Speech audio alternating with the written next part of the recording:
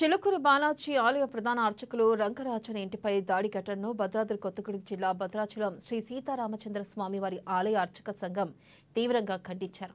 రామరాజ్య స్థాపన చేస్తున్న మీ ఆలయాన్ని వదిలిపెట్టాలని, అందుకు సహకరించాలి అని ఇంటికి వెళ్లి దాడి చేయడం దారుణమన్నారు. ఘటనకు పాల్పడిన వారిపై చర్యలు తీసుకోవాలని వారు డిమాండ్ చేశారు.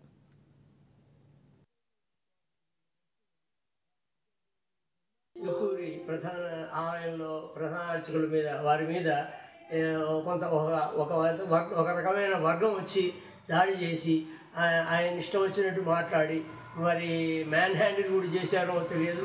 అటువంటి పరిస్థితి కలిగింది, చాలా శోచనీయం. దాన్ని అసలు అటువంటి సహించరు. అటువంటి వాళ్ళందరినీ కూడా అసలు ఇమ్మీడియట్గా వాళ్ళని కస్టడీలో తీసుకోవాల్సినటువంటి పరిస్థితి అది.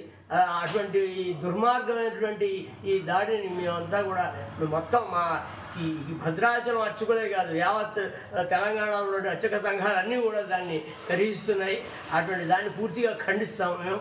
అటువంటి వ్యక్తిపై మరి గవర్నమెంట్ మరి ఏ విధమైనటువంటి యాక్షన్ తీసుకుంటుందో, మరి అర్చకుడు అంటే వారు ఎప్పుడు కూడా సాత్వికంగా ఉండి వారి యొక్క అనుష్ఠానం స్వామివారి యొక్క కార్యక్రమాలు చేసుకుంటూ వారి మానాన వారు దేశానికి హితం చేయాలనే ఉద్దేశంతో మా ఆరాధనలో పూజలు అవన్నీ చేస్తుంటే అటువంటి వారిని పట్టుకొని అభిమతం ఏమిటో తెలుసుకోవాలి.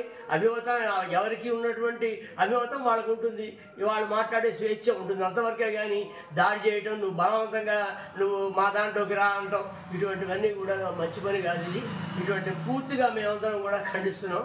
ఇటువంటిది ఎప్పుడు కూడా మళ్ళా పునరావృతి కాకుండా చేయాల్సిన బాధ్యత ప్రభుత్వం మీద ఉంది. కాబట్టి ఈ దాడిని మేమంతా కూడా